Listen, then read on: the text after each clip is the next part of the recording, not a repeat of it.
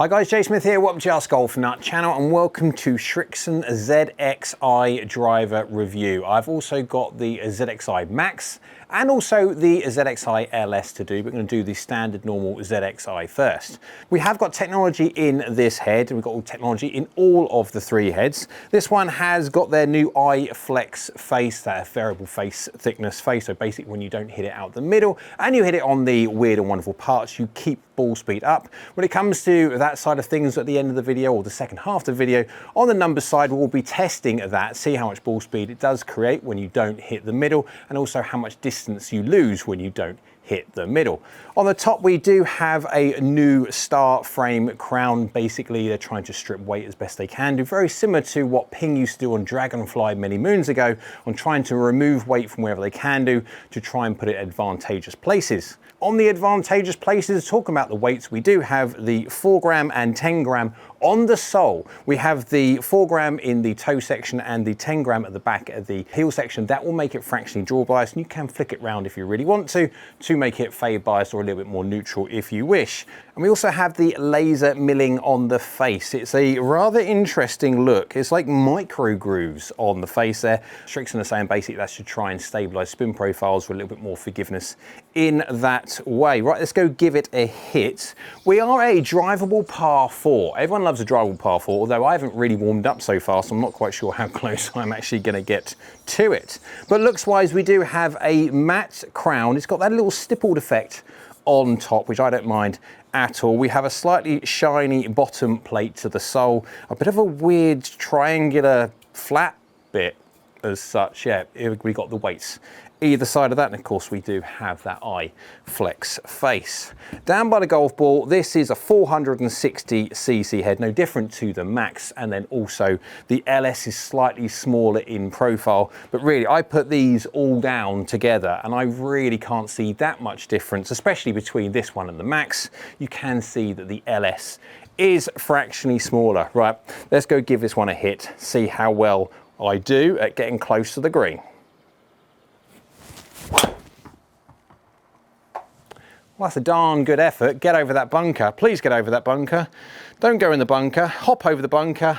Oh, that's terrible. That is an absolute shocker. Clubhead speed, 108.6 miles an hour. Path is perfect, 0.0, my face fractionally open. 7 mil toe, 7 mil high, so pretty darn okay strike. Can't complain. Felt not bad at all. 263 yards of carry, 281 yards total. On FSX we're hitting into a fairway, and of course it didn't go there because obviously it pitched basically into the bunker, but it's working pretty well. We do have a slightly higher spin profile, 2.8 spin. Now I have got this set at 9 degrees. I will be doing all the testing when it comes to the 3 different swing speeds that I like to do.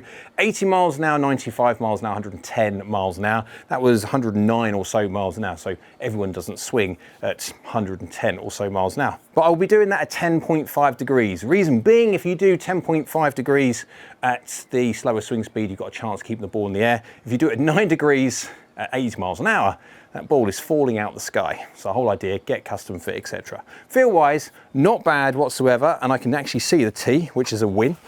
But the feel is good. It's a crisp feel. It doesn't feel carbon. It feels a little bit titanium-y.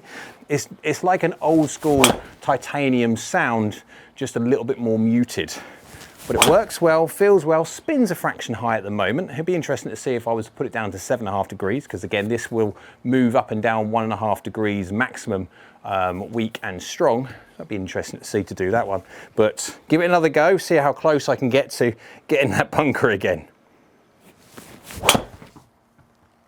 I've missed the bunker this time. I've faded it off the bunker, although I'm not too far away. Go on, get up, over. Don't go back in that bunker again. Please, no. That's the win, you take that one. Clubhead speed, 109.3 miles an hour. Club path slightly across this time with the face slightly open. That's why it faded off to the right-hand side fractionally. Strike's not bad though, 4 mil toe, 6 mil high. So within reason, fairly centered strike. It's only 15 yards or so offline, which is not bad whatsoever. Spinning up at 3,000 RPM. So it does like to spin this driver, but it will mean it will keep it a little bit straighter. But it's working well. It's doing pretty, I mean, that's fairly close to target for 2 shots, very close to that bunker again. That's going to be like a magnet. Considering it is 280 odd yards away and that bunker is very, very small, it's going to be literally like a magnet. Give it another go. I don't mind the look of this. Oh, by the way, guys, for the people that care, I have got this in the Hazardous 6.0 60 gram 3.2 torque low spin shaft. There you go. Got a nice little bit of carbonness on there for the people that care when it comes to shaft. I don't really mind too much. I'll just give it another go, see how close I can get to the green.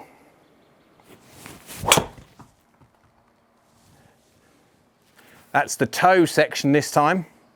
And we are nowhere near that bunker, which is a win. We are just off the left-hand side, nearly pin high. Not quite, but pretty good. Club head speed 110 miles an hour. Club path slightly across, 1.3 across. Face is 0.9 open, so it should have faded. However, I hit it 16 mil toe. It's 2 mil high, but 16 millimeters toe. When you hit it off of the toe, of course, we do have roll and bulge, etc. The whole idea is to set it off slightly right and then gear it back, and we're over gearing. We are going a little bit too far. It's 14 yards offline, guys. 14 yards is a win. That is, generally speaking, fairway, and you take it all day long. 283 yards in total, yeah, so it would have actually made it to the left-hand side pin high, 264 carry. Very stable, again, spin is up at 3,000 again, so it's spinning way too much for me. I would like a lower spin drive. Again, they do make the Max, which may spin more or less, we don't know, but they do make the LS, which the low spin should spin like for like less, but we'll test that out when we get to that review. But it's doing well. I am looking forward to hitting this all over the face to see how well it works from not middle. That's 16 millimeters toe, and it really hasn't done that much of the distance at all. So the interesting thing about the speed that you get off the face, the variable face thickness, etc., all the manufacturers, they love talking about trying to keep ball speed up across the face. Well, ball speed is important, but it's the distance factor maps that we look at is how good does a driver do at when you don't hit the middle, how good does it do at keeping the same distance up that it would be if you hit the middle? And that is the all important one. One last one. Let's see if I can get it on the green.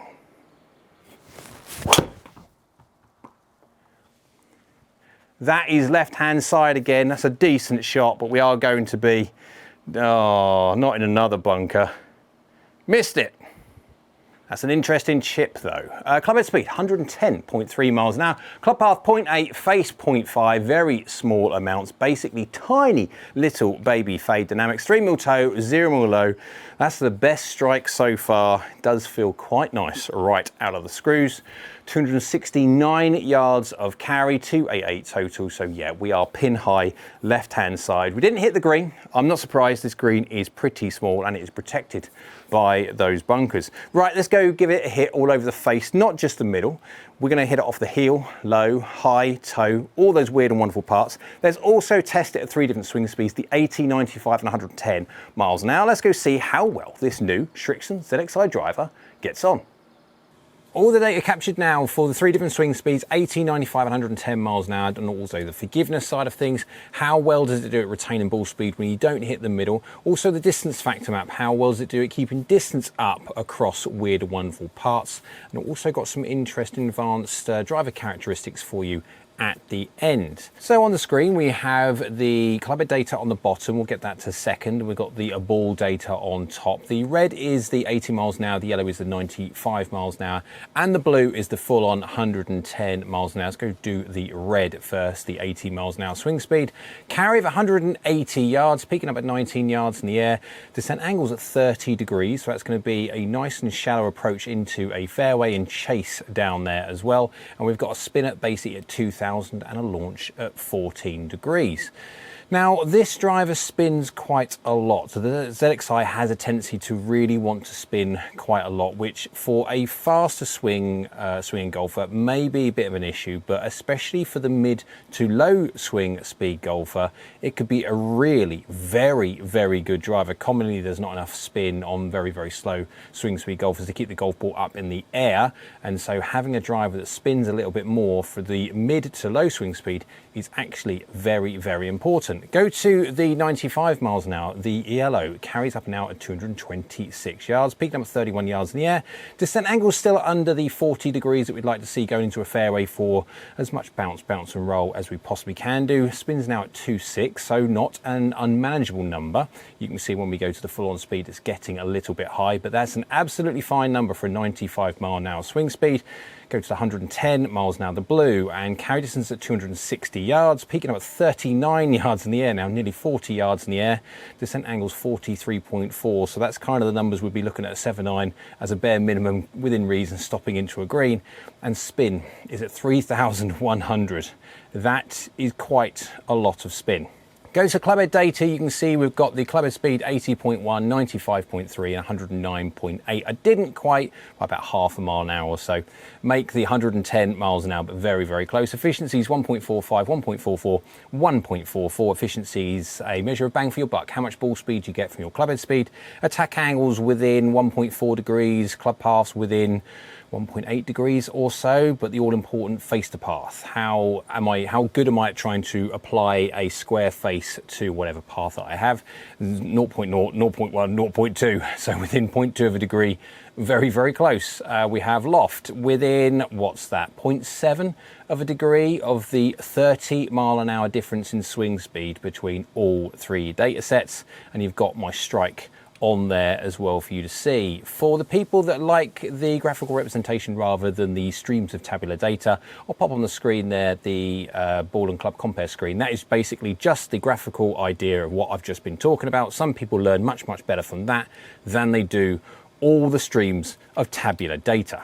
So to the forgiveness side now, where we hit it all over the face and see how much ball speed retention there is, because manufacturers love talking about ball speed retention. This golf club in question has got the iFlex face, the variable face thickness face, which is basically trying to thin certain parts of the face out so it springs a little bit more and tries to gain a bit more ball speed that you'd otherwise lose from not hitting the middle. On the screen you can see this is the heat map, and also put the overlay down the bottom left if I can. But if you haven't seen these before, these are on the top. We've got the 30 on the left hand side, that is the toe. We've got minus 30 on the right hand side, that is the heel. We've got high and also low, so we're looking at it as though it's a face on, and we've got that green blob in the middle, and effectively that is 0. Hit me there and I deliver, well, exactly what you expect. As soon as you start moving millimetre by millimetre around the face, you can see there is a certain amount of drop off. There is no surprise that the green blob of the efficiency map is rather large because of roll and bulge helps as well, especially when you go low on the face. And of course, we are talking about all the technology within the heads nowadays is trying to keep ball speed up across the face, which is important. Yes, it is. But it's how you maintain the levels of launch and also spin, which is far more important at making sure you hit the right distance. So to the distance map, I'll pop that on the screen there, and instantly you can see there's a little bit more red than there was when it comes to the efficiency map. And that's basically because of the fact we have got a roll and bulge face, we've got a curved face. You do lose a little bit of launch when you hit lower on the face. Yes, you gain a little bit of efficiency because you've got less loft. That's the kind of trade-off you get, but you will also increase spin. You can't help that, and it will have a tendency to do what this does, of having a little bit of a green blob, nice in the toe sector and on the heel, and also low as well. This one starts dropping off distance quite quickly. Again, you can't really help that. This is a fairly high spinning driver anyway, and it did swing this at 110 miles an hour at the 10.5 degrees. What will happen is if you are a golfer which produces more or less spin, you'll see a slight difference in that vertical blob. When you're looking at a golfer that generates slightly less spin than I do, that green blob will lower down, and of course the golfer who generates a bit more spin will unfortunately see that green blob raise up. What we're seeing there is vertical gearing. So this is effectively the best part of the face that you can see there to try and get the most distance from this golf club is high toe, and high toe gives you a little bit of vertical gearing, less spin, higher launch, and that is where we're getting the extra distance from. So to the new advanced driver metrics. All the information up until now you've been able to see on the website www.askgolfnut.com, where we are building the list of drivers. We've got 20 something odd drivers in the database now. We have 85 to 90, I think it is, irons to date on the database, but from the driver's point of view, we are now starting to populate all the information for the drivers to enable you guys who are looking for your new driver to make a better, more sensible buying decision. But on the screen you can see we'll have a look at the launch characteristics first, and then we'll look at the spin and curvature characteristics of this driver in a sec. But we have a look at the bottom. We've got the head bias, we've got launch factor, distance potential, and spin rate. We'll look at the head bias first. This is just a measure of how biased the head is. Is it a draw bias head, is it a neutral, or is it a fade bias head? And depending on how far the green, on the line of the green it goes, where it comes to this one being draw, it is slightly, it's not massively draw biased, but it's slightly draw biased. Of course, it was heavily into the fade. Off to the right hand side, it would be heavily fade biased. But this driver, the ZXi standard one, is just slightly draw biased. Launch factor is basically how much launch, when you hit out the middle, how much launch does that driver produce from the dynamic loft that you deliver. Whatever loft that you deliver, how much launch did it give? And it is smack bang on average. When it comes to distance potential, it is short. So we've got the short, average and long. And unfortunately, the reason why it is short, it's not the longest driver in the world by any means. And why? Because if you look at the next one, for spin rate, it is a very high spinning driver. So we have to then put like a caveat on this one.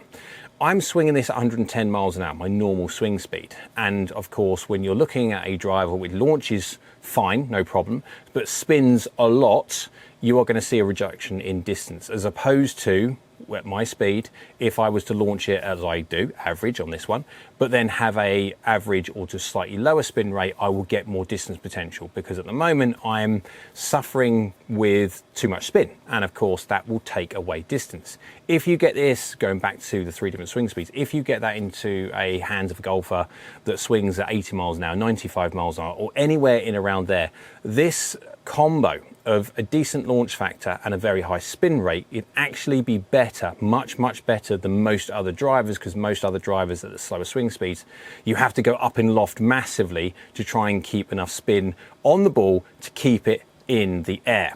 So to the new bit of the driver characteristics, this part will be talking about mainly how the golf club spins the golf ball and how it curves the golf ball when you don't hit the middle. We'll look at the toe one first. So toe, basically the minus 0.173 degrees is how many degrees draw toe, when you hit it off the toe, how much does it draw it back per millimeter? So of course, if you're going to hit it, let's say 10 millimeters off the toe, it's going to go move the decimal place across. It's going to tilt the golf ball 1.73 degrees, which is remarkably stable. This is where we look at different golf clubs and measure how stable their curvature is. If you've got a driver which you hit 10 mil off the toe and it just duck hooks, you're going to have that needle, that dial will be much further up into the red. This is very good, a very stable driver off the toe. If you go to the heel, it's just into the medium. It's adding 0.546 of tilt axis to the right hand side, the heel, from a right-handed golfer's point of view. When you don't hit the middle, you move over towards the heel, and is still pretty darn decent, just into the yellow off of the green, but that's still very good. When you're looking at the high and the low, this is a percentage of how much extra or less spin that you have when you hit high and low on the face.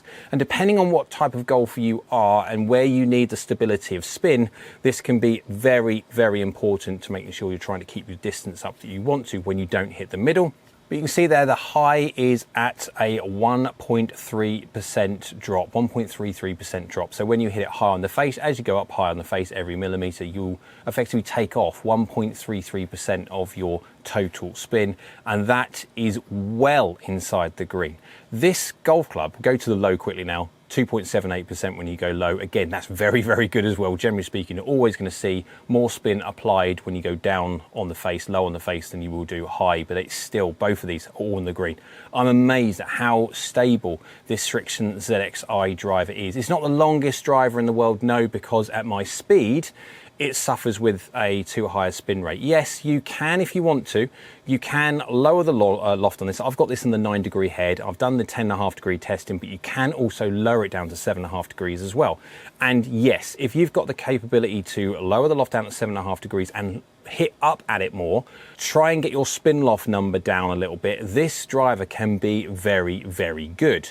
It's just in its normal standard setting and how it normally is designed, it wants to launch very, very well and spin very, very high. But again, for the target market, this is absolutely going to be a brilliant golf club. For the golfer out there who's swinging at the slower, less than 80 miles an hour driver, all the way up to potentially 100 or so mile an hour. If you are 100 mile an hour plus, and you haven't got the capacity to change your delivery to optimize the club's performance from spin point of view, I'd possibly go be looking at the new LS. Hope you liked the video. If you did, go and give it a big old thumbs up. Hit that like button. YouTube like, so do I. Down there is a subscribe button. It's free. It is great for the channel if you could subscribe, so thank you. Next that one is a bell icon. That's a notification bell. If you click that one, that'll let you know next time I upload another video. Hope you're well. We'll see you again soon.